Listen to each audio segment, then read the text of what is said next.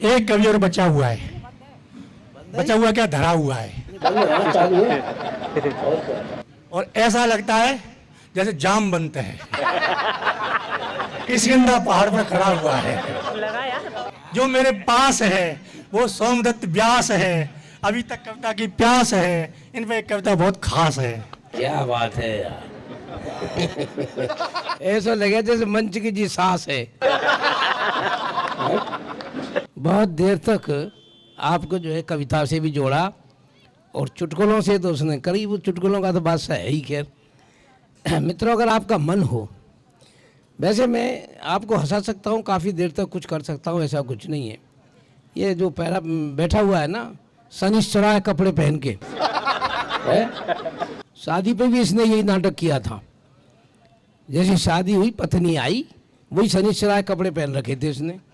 अब शनिश्चर को तो कुत्ता पसंद है ना, कुत्ता ले वो घर। पत्नी ने कहा काई बुलाए हो?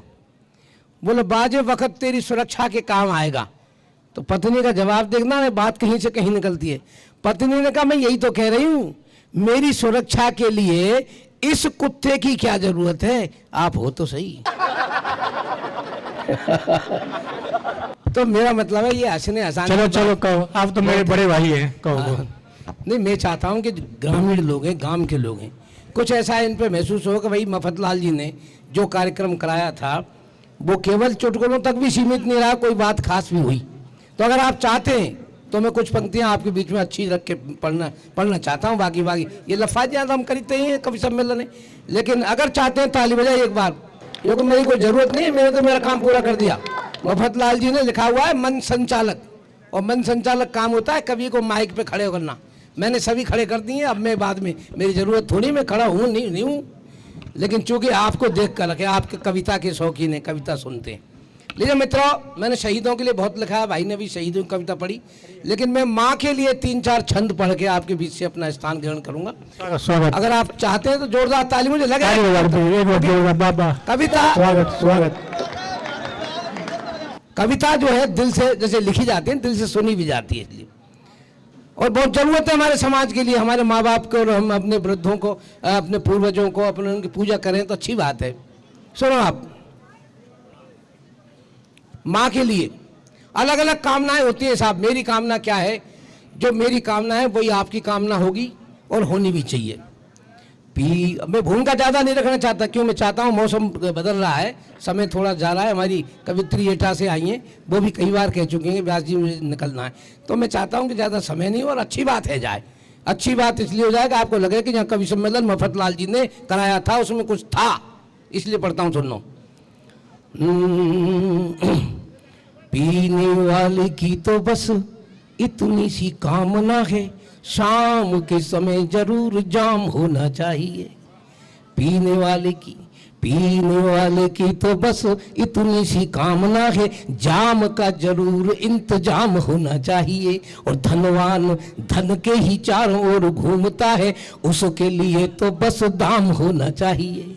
और किसी भक्त से कहे कि कामना है क्या तुम्हारी, किसी भक्त से कहे कि कामना है क्या तुम्हारी, वो कहेगा काम नहीं राम होना चाहिए, वो कहेगा काम नहीं राम होना चाहिए। और मेरी कामना है प्राण देह से तजू तो मेरे अधरों पे मेरी माँ का नाम होना चाहिए, अधरों पे मेरी माँ का नाम होना चाहिए। बढ़िया बढ़िया। आप जोरदार समर्थन करना, अच्छा लगेगा। कोई अच्छी बात आप सुन रहे हैं सर, मैं बहुत कुछ कर सकता हूँ ऐसा सब तरह से। सुने आप, सुनो एक मित्र तीर्थ से भी पवित्र, माँ के चरणों के नीचे पड़ी हुई धूल है।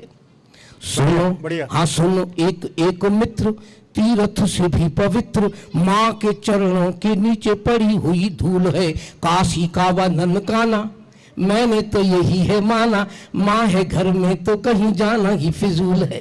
काशी जाते हैं, काबा ननकाना शायद जाते हैं ना, काशी काबा ननकाना मैंने तो यही है माना, माँ है घर में तो कहीं जाना ही फिजूल है।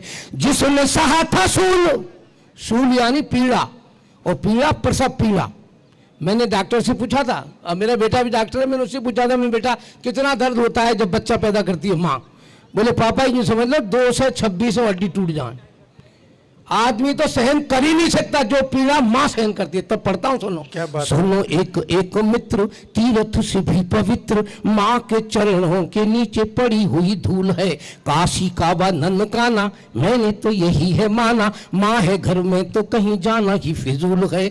जिसने सहा था सूल माँ ने ही सहा था सूल, और माँ को गए भूल, ये भूल ही तो अपने पतन की ही मूल है। माँ ही है कृपा निधान साक्षात भगवान, गीता और कुरान माँ ही राम और रसूल है। गीता और कुरान माँ ही राम। अच्छा, बहुत बढ़िया। क्यों है साहब, वो भी 4 पंक्ति सुन ले आप। स्वागत। बहुत जल्दी अपना स्थान ग्रहण, इसलिए कि मैं ज्यादा नहीं चाहता, सुन ले आप।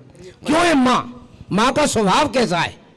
निज पेट काट कर खाती सदा बांट कर, ये माँ करती है। दुर्भाग्य से ऐसा हो जाए कि 2 रोटी से ही परिवार का पालन पोषण होना है तो पिता भले ही खा जाए उसमें से, पर माँ नहीं खाएगी, ये आप भी जानते हैं इस बात को। माँ पहले अपने बच्चे को खिलाएगी। सुने आप, निज पेट काट कर खाती सदा बांट कर, माँ से बड़ा देखा नहीं मैंने तो फकीर को। निज पेट काट कर खाती सदा बांट कर, माँ से बड़ा देखा नहीं मैंने तो फकीर को। गोद में निहार पुचकार बार बार, और करके दुलार हर लेती हर पीर को। अच्छा, चोट जब मैंने खाई, और सुने साहब, चोट जब मैंने खाई, चोट जब मैंने खाई, आंख माँ की भर आई, तो भूलूं कैसे भला उस ममता के नीर को। अरे किसी देवी देवता का चित्र रखता नहीं हूँ, रखता हूँ दिल में तो माँ की तस्वीर को, दिल में तो रखता हूँ माँ। बढ़िया बढ़िया बस। और 4 पंक्ति और सुन ले बस, बहुत अच्छी कह रहा है, बहुत 4 पंक्ति और पढ़ता हूँ बस, खाली सुन ले आप बस। माँ का देखें आप, माँ के त्याग याद कर, लल्लू ने 2 मिनट था, 2 मिनट की बात बेटा। माँ के 4 पंक्ति पढ़ता हूँ बस खाली।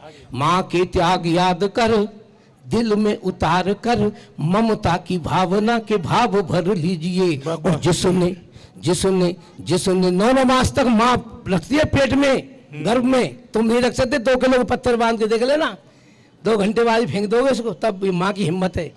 माँ के त्याग याद कर, दिल में उतार कर, ममता की भावना के भाव भर लीजिए। और जिसने उधर में रखा है हमें 9 मास, उसकी हो पूजा, पहले पूजा घर कीजिए। तो एक पलड़े में धरो माँ का नाम लिख कर, एक पलड़े में धरो माँ का नाम लिख कर, दूसरे पलड़े में धरती को धर लीजिए, दूसरे पलड़े में धरती को धर लीजिए। माँ का नाम धरती के भार से पड़ेगा भारी, ना मानो तो आप अभी बहुत दिल की तराजू पे बहुत अच्छे सोमदत्ती।